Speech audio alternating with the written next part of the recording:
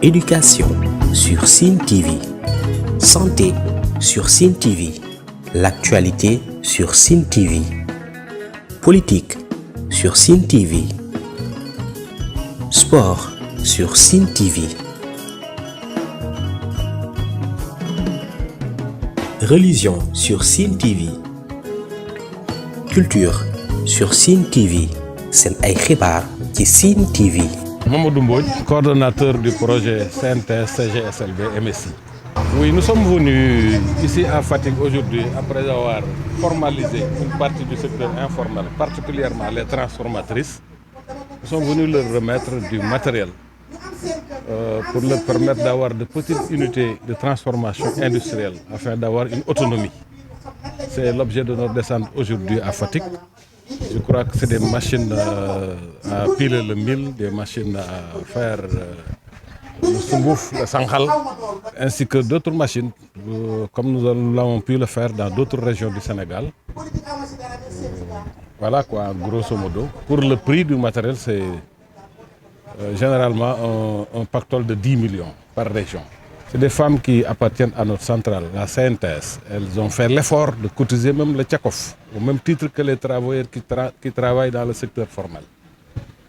Elles sont vraiment battues pour être au même niveau. Elles ont aujourd'hui le même niveau de prise de décision que les travailleurs formels de la CNTS, à l'occasion de nos congrès et de nos assemblées générales. La convention, vous savez, c'est que nous voulons aider le secteur informel, mais nous voulons les aider aussi ne pas aller vers la facilité.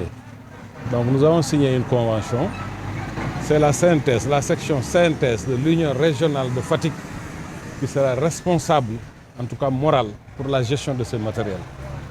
Comme vous le savez, dans beaucoup d'associations, généralement, ça se termine par on ne souhaite pas. Une partie du matériel est emportée par un groupe d'individus, une autre partie est emportée par d'autres. Nous ne voudrions pas que cela arrive ici à Fatick. Nous avons mis le camarade secrétaire général de l'Union régionale de Fatick, M. Mamadou Diouf, devant ses responsabilités. C'est lui qui va signer la convention avec les transformatrices de Fatick. Formalisation, c'est un minimum, parce que vous savez, au Sénégal, 90% du secteur de l'activité économique, c'est dans le secteur informel. Nous devons formaliser ce secteur-là pour permettre aux gens d'avoir des emplois. Parce que les entreprises classiques qui ont été créées depuis les indépendances se sont essoufflées, ne peuvent plus recruter des jeunes. En plus, ces entreprises-là gèrent aujourd'hui leur prix de revient. Ils sont à un niveau de digitalisation qui ne permet plus de recruter de la main-d'œuvre à grande masse. Donc il faut nous trouver des scénarios prompts à permettre au travail du secteur informel de créer de petites unités industrielles et venir ainsi massifier le mouvement syndical. Parce que la massification du mouvement syndical en souffre aussi. Si les entreprises ferment, le syndicat n'aura plus de militants. Voilà la raison pour laquelle nous cherchons à les formaliser et à les mettre au même niveau que les travailleurs du secteur formel.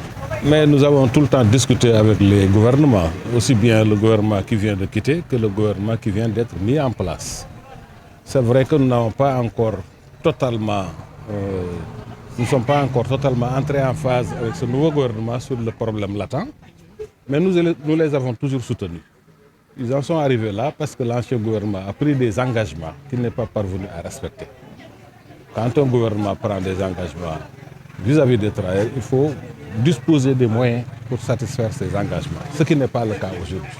Nous ne savons pas quelle est la position actuelle du nouveau gouvernement. Les gens disent toujours ils viennent de s'installer, on n'a qu'à leur laisser le temps. Mais l'État, quand on prend un État, on assume toutes les conséquences de la gestion de ces collectivités-là. Qu'ils trouvent une solution, qu'ils respectent les engagements de l'État. L'État a déjà pris des engagements durant le gouvernement de Macky Sall. L'État, c'est une continuité. On ne peut pas fuir devant ses responsabilités dans un État. Donc, ils n'ont qu'à prendre les responsabilités et satisfaire le problème des collectivités locales. C'est tout. Je suis présidente de l'Union régionale, femme transformatrice du secteur de l'économie informelle de la région de Fatick. Le secteur informel, nous avons un partenariat avec CNTS MCBIS. Nous sommes un syndicat Confédération nationale des travailleurs du Sénégal. waaw mu nekk Modou Guiro ñu koy oo aussi moom li muy liggéey mooy l'avocat du secteur de l'économie informelle ndax jëlul syndicat rek def ko gàddu cartable am di def tey dafa ñëwoon indi lu am njëriñ Fatick indi loo xamante ne tey développement la pour un développement durable ndaxte bu fekkee ne indi nañ ay unité de transformation séddale ko union régionale u Fatick pour femmes yi mun a nekk am seen autonomisation surtout agroalimentaire kon tey dañ ko ciy sant di ko gërëm ne ko liggéey na lu rafet liggéey lu baax lu yaatu loo xam ne tey jii mais lu yàgg la nag nee nañ lu yàgg dëgg la man def naa CNTS 40 ans ak Madia Diop ñëwaat fii kon lii mu def nii tey nekkul hasard tey waa Fatick tamit boo déggee lii ñëw mooy cotisation syndicale ñun dañ ca mujjewul suñu nawle dañuy cotiser la région de Matam jël premier la région de Fatick jël deuxième ci cotisation syndicale yi nga xamante ne moom la ñuy cotiser par weer léegi bailleur bi nag ñooñu la nekk di renforcer def renforcement de capacité fii ñu taxaw tey tamit ñu tuddee ko siège am en tant que ñun nit ki moom bu la dóoree rek dóor fayu ñu tuddee ko siège u Modou Guiro toog fi di fi liggéey di sant yàlla bu baax a baax di ñaan yàlla siège bi ak liggéey bi nekk ay unité ba nekk tey ay usines yoo xam ne ay conteneurs den fii gaare waa Fatick di ko jëriñoo. union régionale bi nekk na 3200 membres transformation produits locaux produits agroalimentaires transformation fruits et légumes am na aussi surtout sel iodé dañ koy jël di ko transformé waat di ko wolaat am ay contrat ne Burkina ak fépp xorom bi aussi ñu ngi ciy yëngatu macha allah waaw am nañ ci ay convention ndax machine bi mu ñu indi nañu machine yi xor buy wol xorom ak séchoiram te Sine boo ko déggee tey Fatick xorom la kon dañu ñaan yàlla maliens yi di fi taxaw di charger ay conteneurs di yóbbu. jar bi moom xëy na ñu ngi jar mais li may wax rek ku ci ne boo beree sa daara xëy na ku ne dafa am foo mëne nekkul ne rek dem liggéey ko mooy mëneel ba dañu war a boole doole yi boole ñëpp kenn bañ a siis kenn bañ a soxor bañ a xeeb kenn bañ a boddi kenn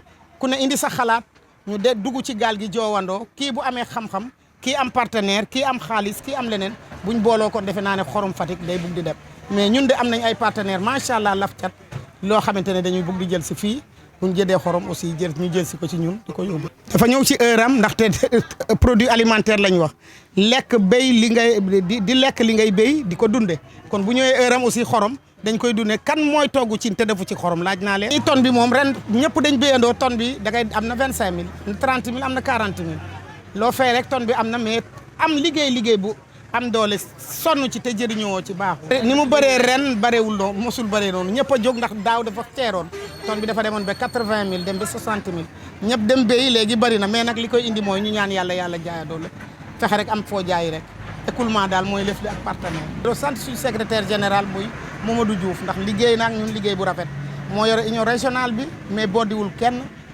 xoolul kenn fii la war a ne lu ñu nekk rek muy suñ gannaaw kon moom it yàlla na fi yàgg lool ànd ak wér ak wér la ñu jàppalante ndax Fatick la ñu am ay doomi Fatick lañ. Éducation sur Sine TV, santé sur Sine TV, l'actualité sur Sine TV, politique sur Sine TV, sport sur Sine TV, religion sur Sine TV, culture sur Sine TV. seen ay xibaar ci Sine TV.